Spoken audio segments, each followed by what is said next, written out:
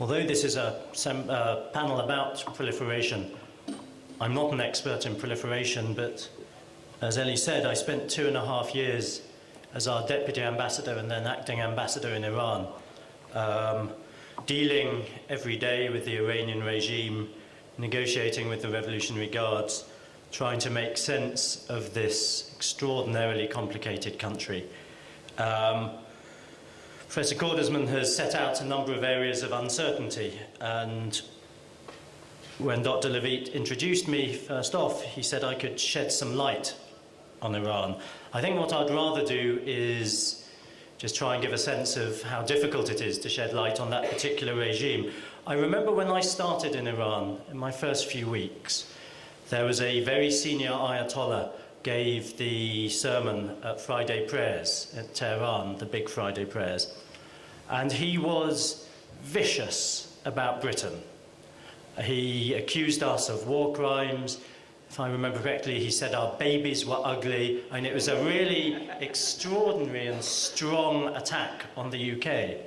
And this came at a time when we thought that actually the normal base level of dislike between the two countries, which was quite high, was actually at a relative low. So I went and found someone I knew who was in the circle of this very senior Ayatollah.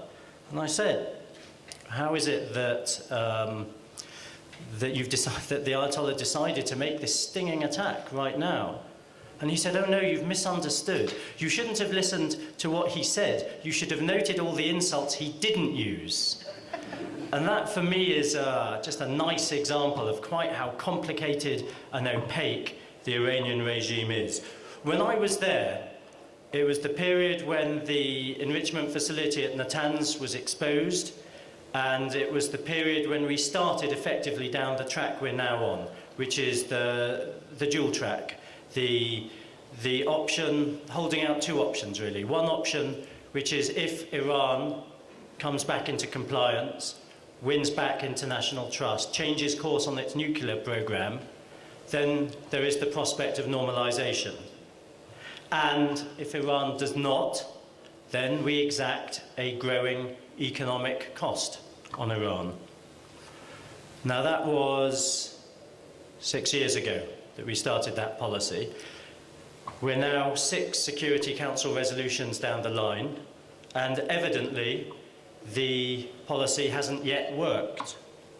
But I have to tell you, I am now relatively more positive that it might work. I can start to see how it might start to have the effect we need than I've ever been. And what I can say to you is, given all the uncertainties and given the options that we have, my firm belief and the firm belief of my government is that this dual track approach continues by a long stretch to be the best option available to us.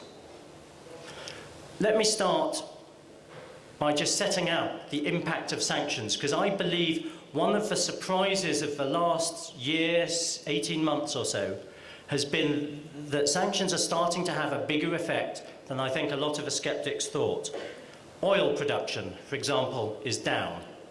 And crucially for Iran, oil exports are down because they're not getting the investment they need in the oil sector, they're not getting the technologies they need. In the last year, Tehran itself has been shut down a number of days because of pollution caused by the low quality of fuel, because Iran is having to use refineries that are basically improvised because they don't have the refining capacity. And even in the refineries they do have, they're having all sorts of trouble. Last month, for example, there was a big fire at the refinery in Abadan. They're not getting the technology, they're not getting the investment they need. Iran is the second largest gas producer in the world. And yet, because of the lack of investment and the inefficiencies of the Iranian economy, it's actually a net importer of gas. Youth unemployment, critical measure in this region. Given all the turmoil that's going on around the region, youth unemployment is extremely high and growing.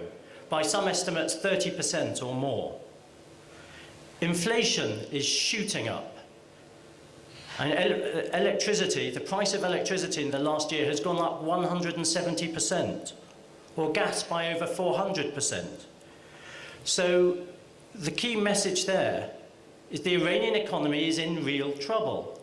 Now, the sanctions that we've imposed are having an effect, but they're working in tandem with a number of other things that are in our favour. For example, the extraordinary mismanagement and corruption of the Iranian economy, the inefficiencies, the fact that the Revolutionary Guards win contract after contract, whether they're able to fulfil them or not. The budget that's just been passed by the Iranian parliament is 40% bigger this year than last year, and they simply can't afford it.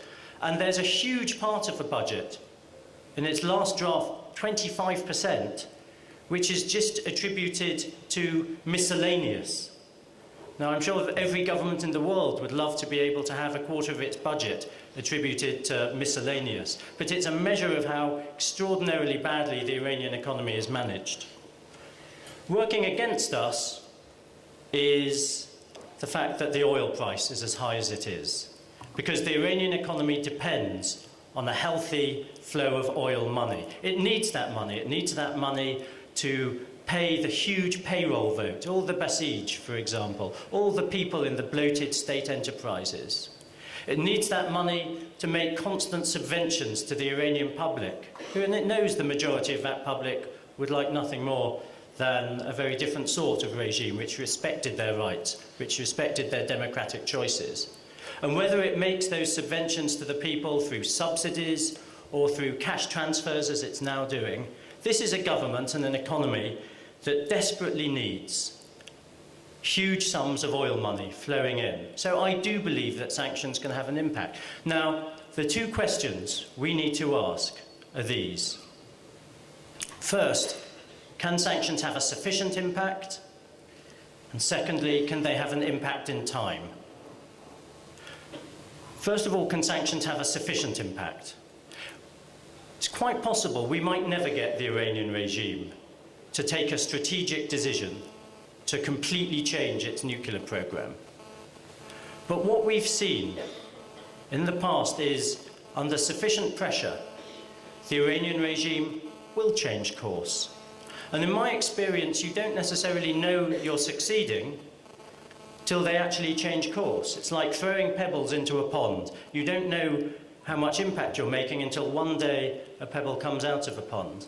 So when I was there in 2003, for example, the Iranian regime was absolutely bellicose and hardline in its language after the exposure of Natanz. Said it would never, ever suspend its enrichment program.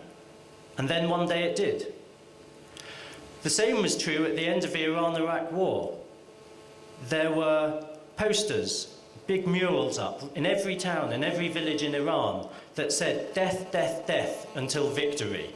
And the message from the Iranian leadership was they would never stop until they had won. And then one day, all those murals were whitewashed overnight, and the Iranian regime backed down and sued for peace. And so the message is, you don't know how much impact you're having, because the regime is an extraordinarily opaque one. But under sufficient pressure, there are ample examples of the regime changing course. The second question, and the last thing I'd say, is this.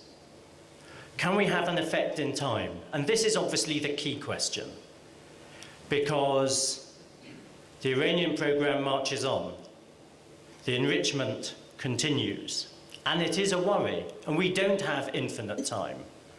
And that's why it's so important that the international community collectively does everything it can to interdict, to create choke points for Iranian procurement, to push the Iranian timeline for its nuclear development to the right. And I think we actually have had a significant effect on that. And the timeline has continued to shift to the right. We can't be complacent, of course we can't. Israel rightly sees the Iranian nuclear program as an existential threat. My government, and I know France, exactly the same.